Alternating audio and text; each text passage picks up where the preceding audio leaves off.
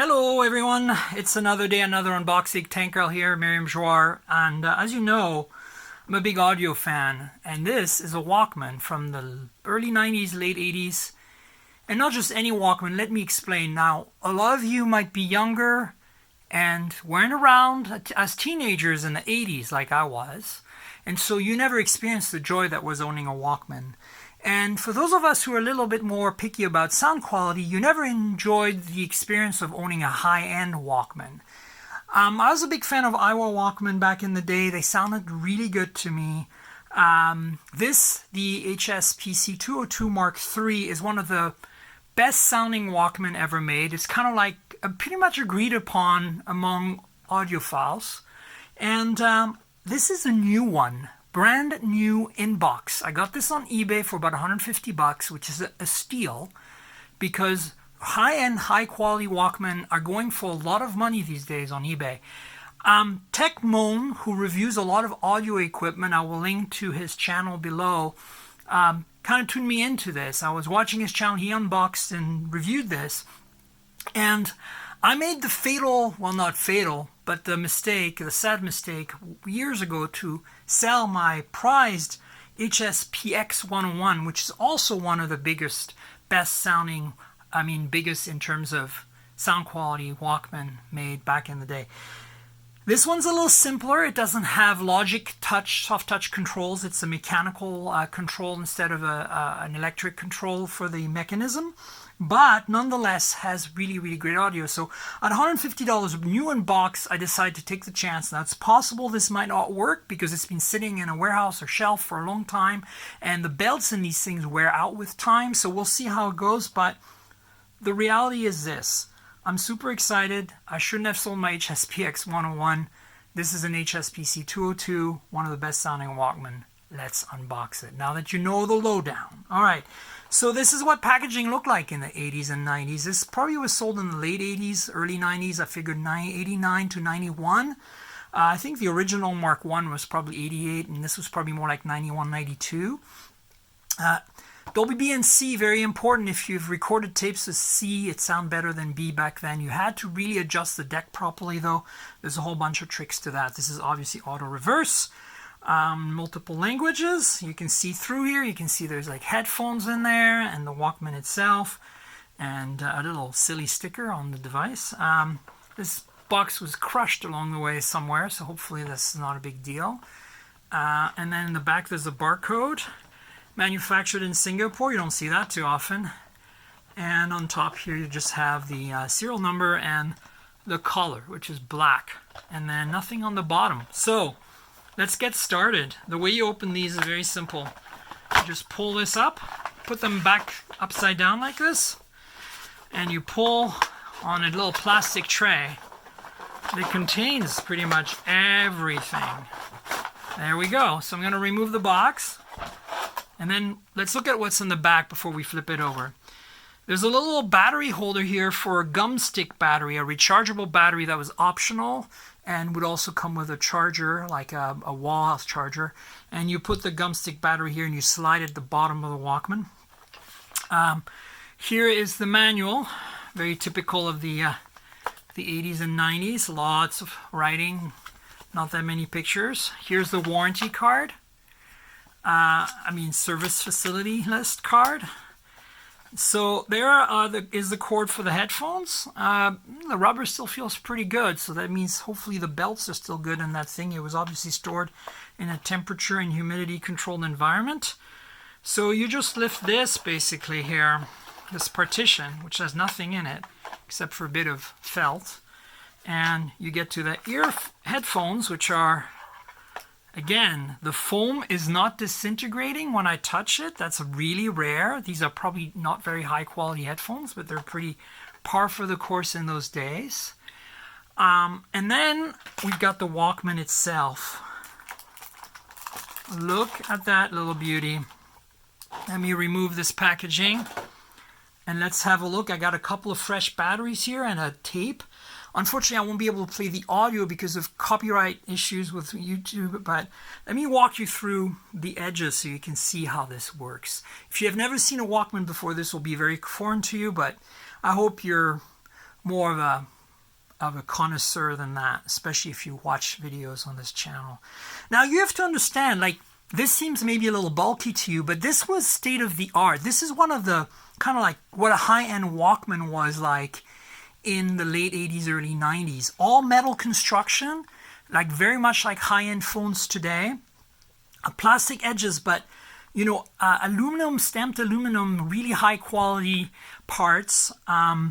Everything was super miniaturized, and you know, it wasn't cheap stuff. In fact, if I open the door on this, which hopefully is just a eject button away, here we go, you can see how the inside is all metal, really high quality. And I'm sure you can see the mechanism in here. This is super precise, super high-tech stuff for the time. Okay, so there's a bunch of controls. This is the play button, and this is stop eject, which will let you pull this up. Then you've got the reverse toggle, right? So if you slide this,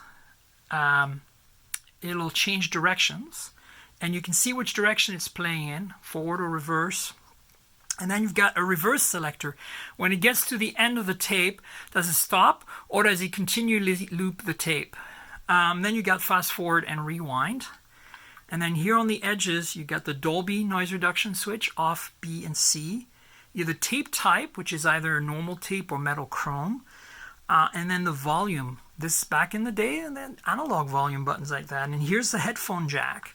Now my HS-PC201 had, instead of like clunkily pushing this like that, you pushed little buttons, like digital buttons, and the mechanism would be pulling the head in. It was pretty high tech for its time. It was basically a logic control motor driven head mechanism, where this is just a slightly cheaper design. But in terms of electronics, this is really high end for the audio quality, which is what really matters. This little thing at the bottom slides, and this is where you put your AA, AAA, batteries. And this other little tray is the other one for the gum stick battery. So let's put a couple of batteries in here, shall we? Here are some alkaline batteries, brand new ones. So this should be pretty damn great. And here we go. And now let's hit play on this thing and see if it even works. Nothing. That's not promising. I might need to plug in some headphones. So let me grab the headphones. Sometimes these things were designed so that if you pulled the plug on them, they would stop. And sure enough, sounds pretty good. Let's change direction. Yep, that worked. Sounds pretty clean. Fast forward, rewind.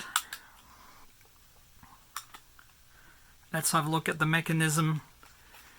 It might not work without tape in there. Oh yes, it will. So here, as you can see, how the mechanism works. And when I hit the direction switch, now we're at the end of the tape. So it's probably going to stop because there you go. You can see how it switched capstans. And then if I put it in continuous, it'll let me switch sides continually. There you go. So that's the design, and then let me show you how fast forward and rewind work. You can see the little spools are spinning. So let's put a tape in there. I'm going to lower the volume. I got a tape that actually the eBay shipper sent for me, so I'm going to try it out, see what happens. Let's put side one outside and hit play. Hopefully nothing breaks.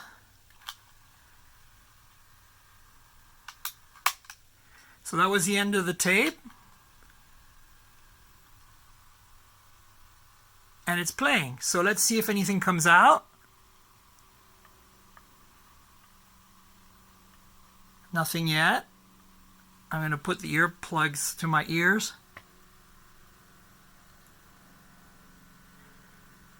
There's definitely something coming out, so that's reassuring.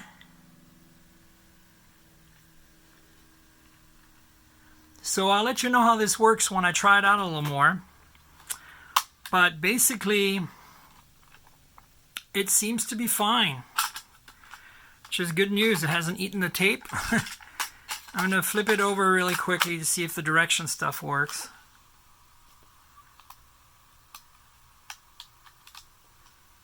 And let's see. See if I get anything.